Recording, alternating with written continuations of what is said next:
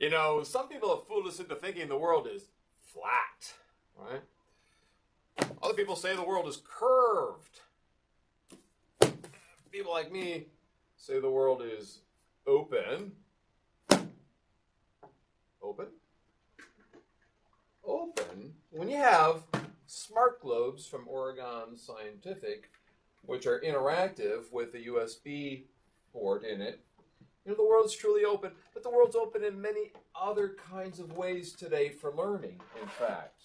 There are many ways in which we can collaborate with people around the world. In fact, there are books about this today, about global perspectives on collaboration, global education. Many people talking about the fact that we can now work with anyone else from anywhere at any time all around the world. And that's the premise of this program, this short 10-minute video pod. So we're going to go into this little section here today on global connections and collaborations. The trend is to move towards international collaborations and global interactions, but you need to have agreements, you need to have partnerships, you need to have contracts, you need to have memorandums of understanding. Experiment, pilot, trial things, but do talk to one another about what you're attempting to do. Are you going to do a wiki activity and bring in people from around the world, like bring in school children and teachers from the Netherlands and other parts of Europe? Are you going to bring in researchers from Brazil and other Latin American and South American countries?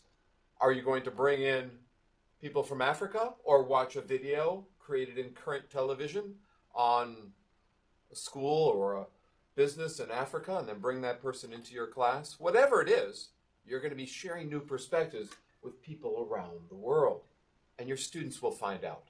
Not only that, they'll construct knowledge, they'll negotiate, they'll interact.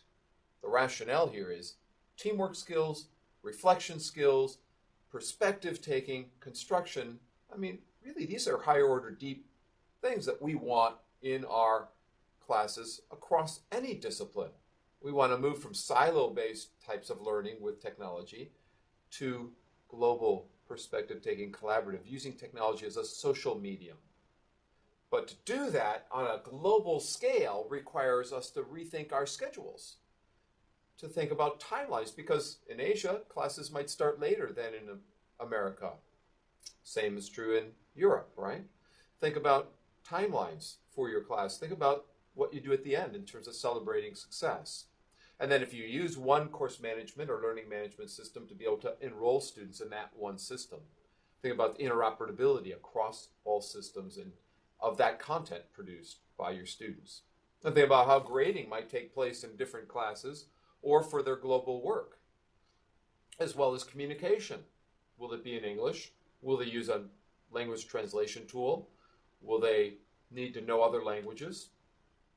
How will you convene your classes? Will you need to have your headsets on with your students to collaborate and share and discuss and so forth for team meetings? At the K-12 level, there are many things that have happened during the past 2 decades, in fact. We've been doing online collaboration between kids and schools for cultural exchanges, food projects, storytelling. There are adventure projects where people are in the Arctic, like my friend Aaron Daring at the University of Minnesota, going to Greenland, Iceland, Baffinans. There are flat classroom projects where kids analyze books across classrooms around the world. There is scientific research being done at the North and South Poles, shared with kids in schools.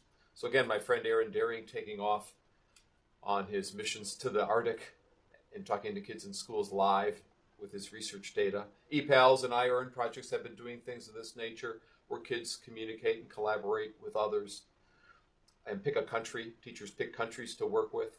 Global Nomads Group, which lets students in America talk to kids in Iran, India, Afghanistan, Brazil.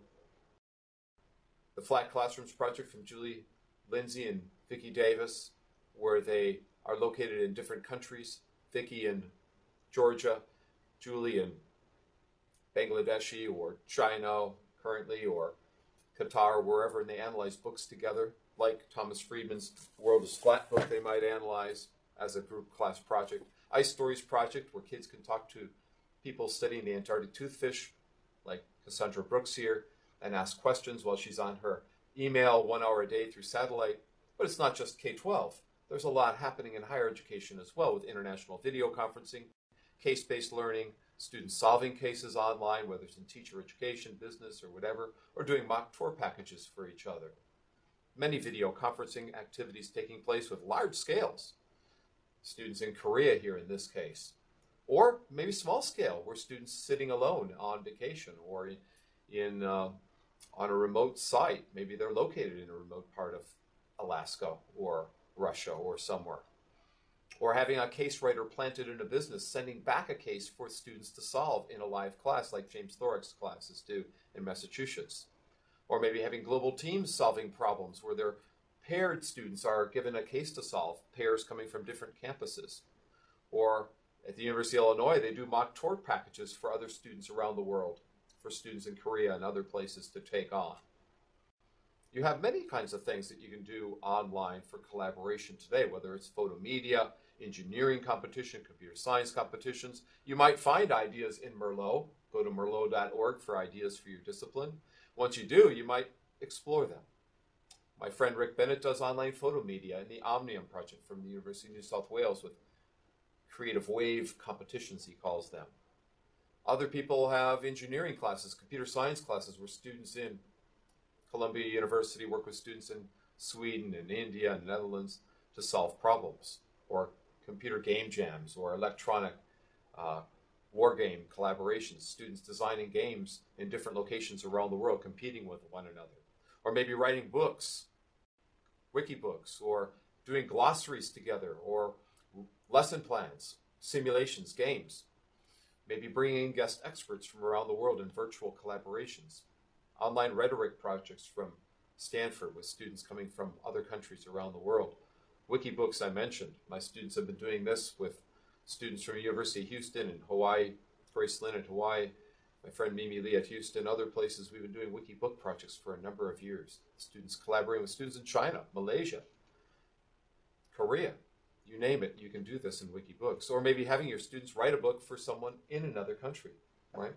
So you might do that as well in the Global Text Project, writing books for third world countries. Maybe bringing students into your classes like in virtual worlds, having students explore virtual worlds as teams. Class meetings in virtual worlds, hot tub chats with guest authors. You could have all sorts of things in virtual worlds that are team-based. Maybe it's emergency room preparedness training for medical people.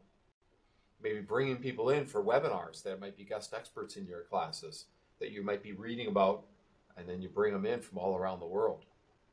Whatever it is, determine your schedule. Make sure that all instructors agree on that schedule.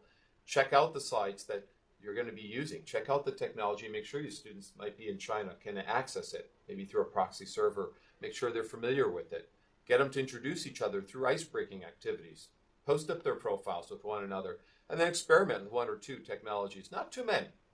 Maybe try a wiki or try a blog. Get them in a social networking account like Twitter or Facebook. If you can't find an organization to work with, or find a school or university to work with, maybe there's a website that promotes it. Maybe there's someone who's looking to do something like this. Find someone at a conference and talk to them about your interest in doing this. And then when you've done it, present back at that conference so people can be aware of what you're doing. The more you present to others, the more likely you'll get people saying, hey, let's try this out, let's do this. So look up professional organizations in your discipline. Look for mentors and experts. Maybe invite them in for a symposia or some kind of colloquia with experts around the world.